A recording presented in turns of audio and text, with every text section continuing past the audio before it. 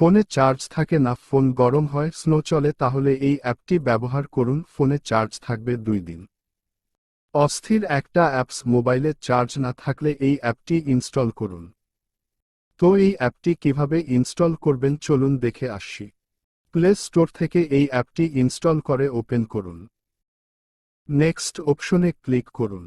এই ওপরেরটা সিলেক্ট করে দিন। নেক্সট অপশনে ক্লিক করুন। ফিনিশ অপশনে টাচ করুন। এই ওপরে 3 ডটে ক্লিক করুন। সেটিংস অপশনে চলে আসুন। এই অপশনে ক্লিক করুন। এইখানে ক্লিক করুন। এই অপশনটি অন করে দিন। এলাও করে দিন। নেক্সট অপশনে ক্লিক করুন। আবার নেক্সটে ক্লিক করুন। ফিনিশ অপশনে টাচ করুন। এই অপশনটি অন করে দিন। এই প্লাস অপশনে ক্লিক করুন। শো মোর অ্যাপস অপশনে ক্লিক করুন। আপনি যেই অ্যাপস কম ব্যবহার করেন সেই অ্যাপসগুলো সিলেক্ট করুন। সিলেক্ট করা হয়ে গেলে প্লাস অপশনে ক্লিক করুন। এইখানে ক্লিক করুন।